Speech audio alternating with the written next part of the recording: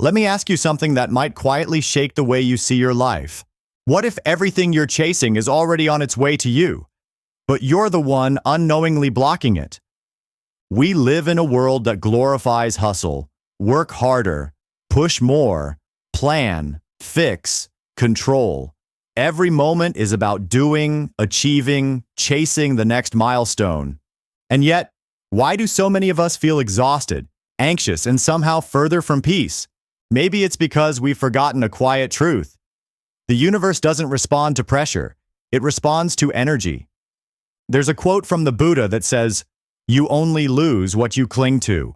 Simple, but powerful. Think about it. We're told that control is strength. That effort is the way forward. But what if letting go is where the real power lies? What if peace doesn't come from holding on tighter, but from learning to loosen our grip? This isn't about giving up on your dreams. It's about realizing that sometimes the very act of forcing things is what keeps them out of reach. Like holding sand too tightly, it slips right through your fingers. This video is not here to tell you to do more. It's here to remind you, sometimes the most powerful shift is doing less with more clarity, less controlling, more trusting, less chasing, more aligning. So before we dive in, ask yourself, am I making space for what's meant for me, or am I crowding it out with fear, pressure, and constant striving? Because the journey to true peace doesn't begin with effort. It begins with awareness, with softness, with space, and maybe, just maybe, everything you've ever wanted, peace, love, purpose, has been trying to reach you all along. But it's only when you stop clinging that it can finally land. Part 1. Let go like the sky. Let's go of the storm. Let me paint you a picture. A storm rolls through the sky. Lightning flashes, thunder roars, rain pours down with force, and then silence. The clouds drift away. The sky returns to stillness, as if nothing ever happened. The sky doesn't hold onto the storm. It doesn't replay the thunder or cling to the rain. It simply lets go. What if we could do the same? So many of us carry emotional storms long after they've passed. Regrets from the past, worries about the future, grudges, expectations, control. We hold on, and we wonder why we can't find peace. But here's the truth. Peace doesn't come from control. It comes from release. We think we have to micromanage every outcome. We plan every detail. We chase goals endlessly, calling it ambition. But often, it's fear in disguise. The fear that if we stop controlling, everything will fall apart. And yet, the more we grip, the more we suffer. As the Buddha said, attachment is the root of suffering. It's not life itself that's painful. It's the way we resist what is. There's a story of a man who stood every day in front of a locked door. He knocked, he shouted, he demanded it open. Years passed. Exhausted, he finally sat down and turned around.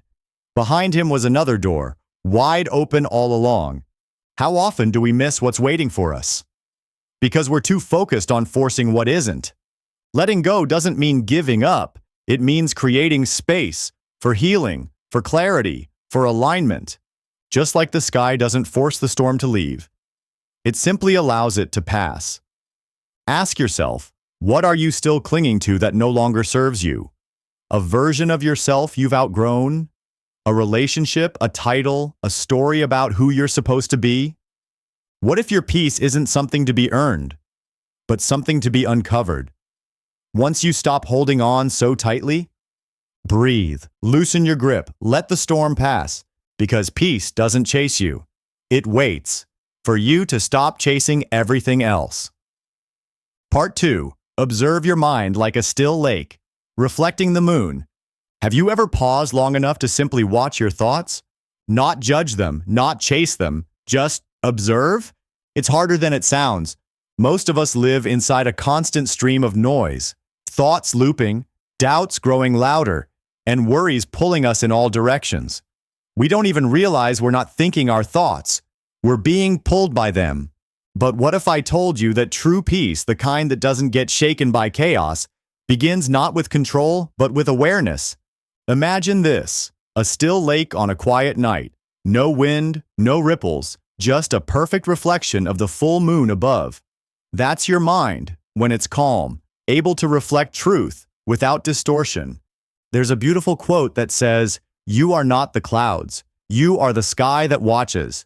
You're not your anger, not your anxiety, not your fears or your failures. You are the one who notices, and in that noticing lies your power. In today's fast-paced world, our minds are like stormy oceans, tossed around by deadlines, social media, expectations. But you don't have to stay caught in that storm.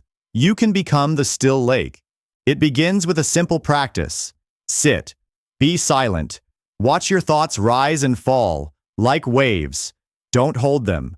Don't push them away. Just notice. You might think, but I have so many thoughts. How do I stop them? You don't. You let them pass, like clouds floating through the sky. You see, the goal is not to have zero thoughts. The goal is to stop believing that every thought is true. When you create space between awareness and reaction, you weaken the power of negative thoughts. You begin to see patterns. You begin to choose your response. There's a Zen story of a monk who told his student, "You are not the clouds, you are the sky." The student didn't understand. Until one morning during meditation, he simply sat. No effort, no judgment, just silence. And in that stillness, something shifted. He realized the thoughts weren't him. They were just passing weather. That's the moment of freedom. So today, take 5 minutes. Close your eyes. Watch your thoughts without grabbing on. And remember, you don't have to silence the mind. You just have to stop following it. Because when your mind becomes still, like a lake under moonlight, your soul starts to reflect something deeper. Clarity, peace, truth. And that's where your transformation begins. Part 3. Align your energy like a compass finds north. You've probably heard this phrase before. What you think, you become. What you feel, you attract. But what does that really mean? In a world that constantly tells us to speak what we want, we often forget that the universe doesn't respond to our words. It responds to our energy. It's not what you say you want. It's the vibration you're carrying when you say it.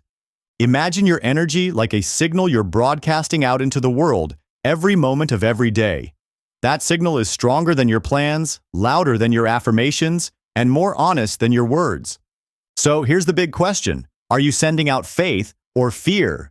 Are you vibrating with calm or with chaos? There's a powerful lesson in this. You don't attract what you want. You attract what you are. Let me tell you a story. There was once a man who worked tirelessly in his garden. He planted seed after seed, watered them daily, waited patiently, but nothing grew. Frustrated, he blamed the weather, the soil, the season. Until a wise teacher asked him, "Have you checked the ground within you?" The man paused, confused.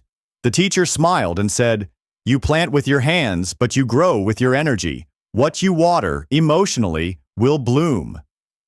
That hit him like lightning, because it wasn't about effort anymore. It was about alignment. So many of us are doing all the right things on the outside, working hard, staying busy, checking all the boxes. But inside, we're carrying stress, doubt, resentment, scarcity. And the universe, like a perfect mirror, reflects that internal state back to us. So what do? We realign. Start small. Take one deep breath before reacting. Choose gratitude instead of complaint. Replace frantic rushing with mindful movement. Speak less from fear and more from presence. Because here's the truth. When your inner world finds stillness, your outer world starts to move. The right people appear. The right opportunities come. Not forced, but flowing. It's not magic, it's resonance. A compass always finds true north, but only when it's still. You are no different. So the next time you feel stuck, instead of pushing harder, pause. Ask yourself, what energy am I broadcasting right now? And does it match the life I'm asking for? Because the shift you're waiting for might begin the moment you do. Part 4. Trust the river, even if you can't see the ocean. Let me ask you something. Have you ever been at a crossroads in life? Uncertain, unclear, and overwhelmed by not knowing what comes next? It's one of the hardest places to be, Because the mind wants answers. It craves clarity. It fears the unknown. But here's a quiet truth worth remembering. Uncertainty isn't the enemy. It's a part of the journey. Think of a river. It doesn't panic because it can't see the ocean. It doesn't need a map. It just flows, steady, unhurried, trusting that it will get there in time. You too are like that river. But in today's world, we've been conditioned to believe that we must know everything in advance. We obsess over outcomes, seek guarantees, and treat unpredictability like failure. We forget that some of the most beautiful transformations happen in silence, beneath the surface, before anything is visible. Just like the bamboo. Did you know that after a bamboo seed is planted, it doesn't break the ground for years? Nothing seems to happen. People may think it's dead or useless. But in reality, it's growing roots, deep, strong, unseen. Then one day, in its 5th year, it shoots up over 80 feet in just a few weeks. The lesson: what looks like nothing might actually be everything. The universe often works beneath the surface. Your job isn't to force the bloom. Your job is to nurture the roots. Act not because you know exactly how things will unfold, but because you're aligned with the flow. Because forcing the process rarely works, but trusting it, that's where the peace is. That's where the real power begins. So if you're in a season of waiting, of uncertainty, if you feel like nothing is happening no matter how much you try, maybe the roots are growing. Maybe your life is preparing to rise in ways you can't yet see.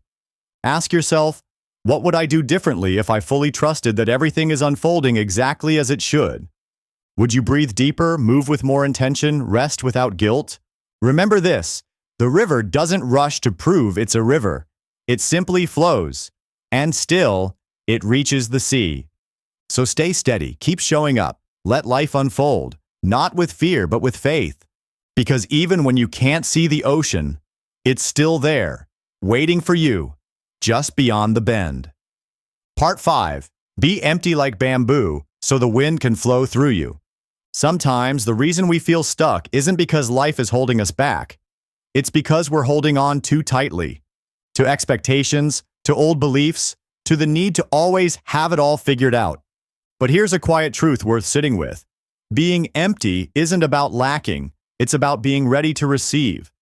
Think of the bamboo. It's strong yet flexible. It bends with the wind but never breaks.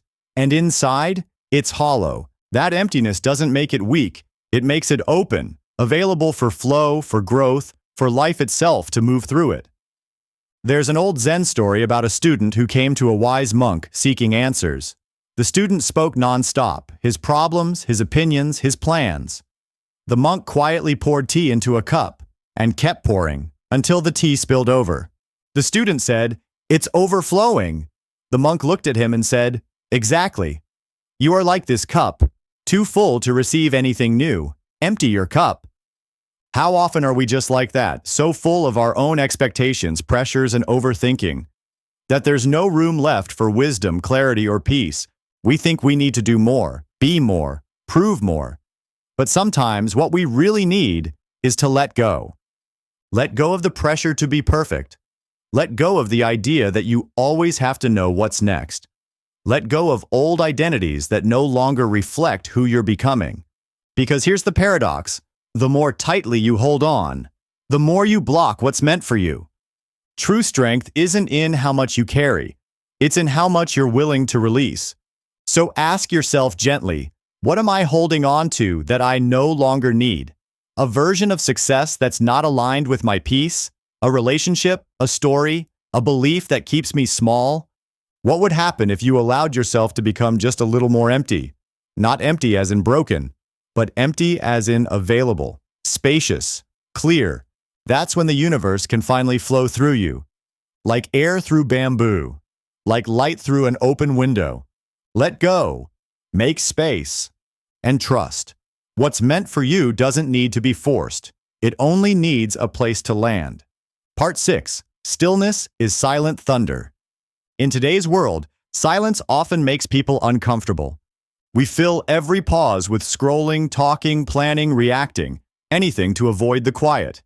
But what if I told you, the answers you've been chasing, they're hiding in the stillness you've been avoiding? Because stillness isn't emptiness. It isn't weakness.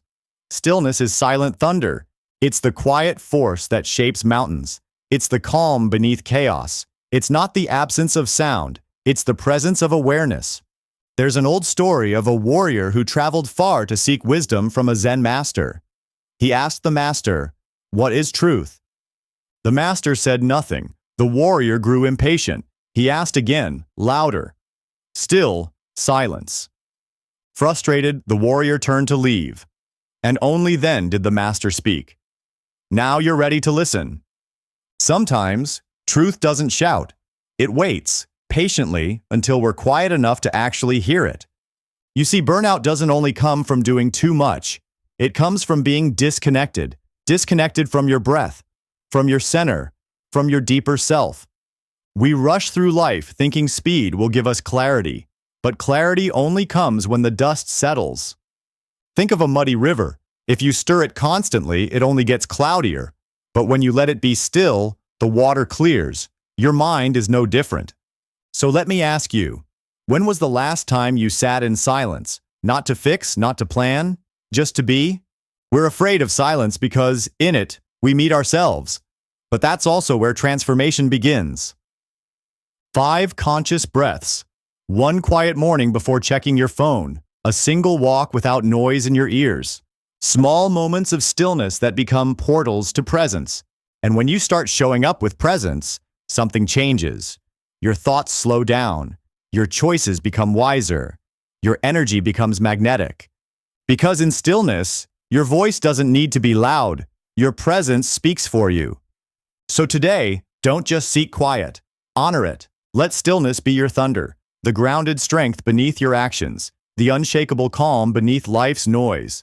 Because when the world is loud, the person who remains centered becomes the one people turn to. Part 7. Heal the inner mirror. Have you ever wondered why certain patterns keep repeating in your life? Why the same struggles, the same emotional blocks, or the same types of people keep showing up? The answer may not be out there. It may be in here, because the outer world is often just a reflection of the inner one. There's a simple truth that can change the way you see everything. You cannot receive what you don't believe you deserve. Let that sink in for a moment. We say we want peace, but live with constant stress. We say we want love, but doubt our own worth. We chase abundance while holding on to scarcity in our hearts. And the universe? It mirrors our belief system back to us. Imagine trying to see your reflection in a dusty mirror. The image is distorted, blurry, not quite real. Now imagine that mirror is your inner world, covered in old wounds, limiting beliefs, and silent shame. How clearly can you see your own potential through that? There's a story about a woman who spent years trying to fix her life, her job, her partner, her finances. Nothing seemed to change. Until one day, in meditation, she asked, "Why isn't anything working?" A quiet voice within whispered back, "Because you still think you're broken." That moment cracked something open. She realized the shift didn't begin with effort. It began with acceptance. So ask yourself honestly, do you believe deep down that you're worthy of peace, of love, of success without burnout? If your answer is uncertain, start there. Because healing the inner mirror isn't about perfection. It's about presence. It's watching your thoughts with compassion, noticing the harsh inner critic, and gently replacing it with kindness. It's waking up and saying, "I am enough. I am safe to receive. I trust the process of my life." The world won't always confirm your worth. But when you decide it for yourself, everything begins to shift. People respond differently. Opportunities appear. And what once felt out of reach starts to feel natural, because now you believe. So today, begin not with striving, but with softening. Clean the mirror. Clear the dust of judgment, fear, and guilt, because when the reflection becomes clearer, you'll realize the peace you were searching for was never missing. It was simply waiting for you to believe you were worthy of it. Part 8. Think lightly, like a feather on water. Let's be honest. How many of your worries today are real? Not just real in your head, but real in this moment. So often, we carry the weight of what ifs, what next, and what could go wrong. And that weight, though invisible, is heavy. It steals our peace, drains our energy, and clouds our clarity. But what if your thoughts didn't have to feel so heavy? There's a quiet wisdom in this. Drop by drop, the water pot is filled. Just like a feather resting on the surface of water, your thoughts don't have to sink you. They can float. They can pass. You can let them. But the mind, when untrained, tends to do the opposite. It clings. It loops. It tries to solve every possible future that hasn't even happened. Let me tell you a story. There was a man who spent every night worrying about a bridge he'd have to cross one day. What if it's broken? He asked himself. What if I fall? He imagined every worst-case scenario until worry consumed him. But when the day finally came, he arrived at the bridge and found it strong, stable, whole. All those sleepless nights had prepared him for a problem that didn't exist. Sound familiar? This is the burden of imagined fear. We think if we worry enough, we'll be prepared. But worry doesn't prepare us, it paralyzes us. So let me ask you, what bridge are you afraid to cross? And is it even broken, or just in your imagination? Lightness isn't carelessness, it's clarity. It's trusting that you don't need to carry every scenario at once. It's choosing to return to what's real, right here, right now. Try this. When your mind starts spinning, pause, take a breath. Ask yourself, is this happening now, or am I imagining it? That small question can anchor you back to the present, because you weren't meant to sink beneath your thoughts. You were meant to float with them, like the feather on the water. One moment at a time, one breath at a time, one gentle thought at a time, and the more you practice lightness, the stronger your presence becomes. So today, let go of one worry, just one. Let it float away like a leaf down a stream. Not because it doesn't matter, but because your peace matters more. You don't have to think your way into safety. You can breathe your way into presence. And in that presence, you'll remember, most of what you fear never happens. But your peace, that's something you can choose right now. Part 9. Wait for the lotus to bloom. In muddy waters, something beautiful is quietly growing. You may not see it yet. You may feel stuck, uncertain, or tired of waiting. But just beneath the surface, roots are forming. Something is preparing to rise. The lotus, one of the most sacred symbols in Eastern wisdom, doesn't bloom overnight. It begins its life deep in the mud, where it's dark, heavy, and silent. And yet, it doesn't rush. It doesn't panic. It simply trusts the process of its becoming. You are no different. Right now, you may be in a season where nothing seems to move. You're putting in the work, trying to heal, trying to grow, and wondering when you'll finally see the results. But maybe this isn't the season to bloom. Maybe this is the season to root. Because real growth often happens in the unseen. Think about bamboo. For years, it appears not to grow at all. But underground, it's building a strong foundation, so that when it does rise, it doesn't break. The same is true for your life. Sometimes what looks like delay is actually deep preparation. We live in a world obsessed with speed, fast results, quick answers, instant transformation. But the most meaningful change is never rushed. It's grown, patiently, silently, from within.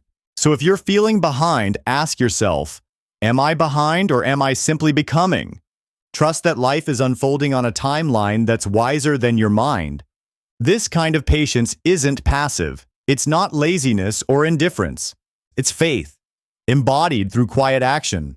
It's watering the seed without digging it up every day to see if it's growing. It's staying present through discomfort. It's holding space for the bloom, even when you see only mud. So, if you're in a season of stillness right now, a pause between who you were and who you're becoming, know this: you're not stuck. You're rooting. You're aligning. You're preparing for something deeper than you can yet see. And when the time is right, just like the lotus, you'll rise. Not because you forced it, but because you were faithful in the waiting. So today, breathe, stay close to your truth, and trust the mud. Because that's where the bloom begins. Part 10. Act from peace, not panic. Picture a single candle burning in a quiet room. No wind, no noise, just steady, unwavering light. It doesn't flicker from chaos. It doesn't rush to prove anything. It simply burns, calmly, clearly, with quiet purpose.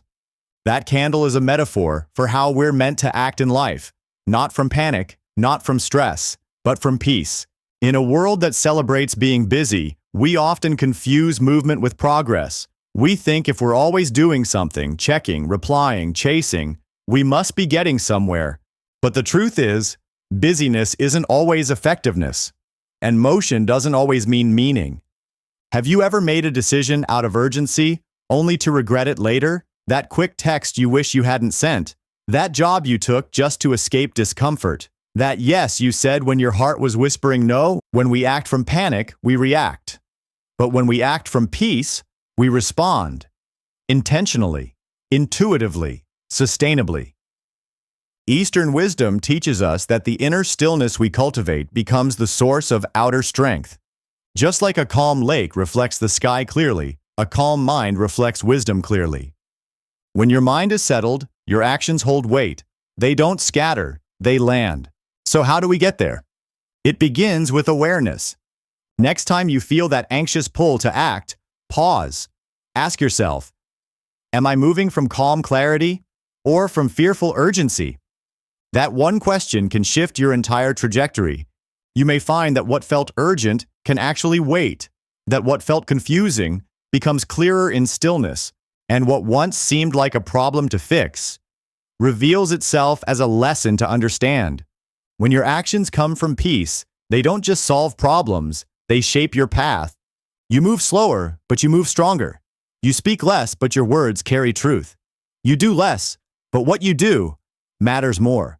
So today, be like the candle in the quiet room. Let your flame come from steadiness, not struggle. Not because the world is calm, but because you are. Because the real power is never in how loud you are. It's in how centered you can stay, when everything around you pulls in all directions. So breathe, return to stillness, and from that place, move forward, not with pressure, but with purpose. Part 11. Let life drift like clouds across the sky. Take a moment and look up. Watch the clouds. They float across the sky, soft, silent, ever-changing. They don't hold onto the wind. They don't resist the direction they're being pulled. They simply move. And in that movement, there's a powerful lesson. Because just like clouds, your emotions, your thoughts, they too are temporary. Joy rises, sadness lingers, worry appears, doubt sneaks in. But none of it stays forever. The storm always passes, and above it all, the sky remains. There's a quiet mantra that captures this truth. This too shall pass. Simple words, but when truly understood, they can shift everything. Because most of our suffering doesn't come from what's happening.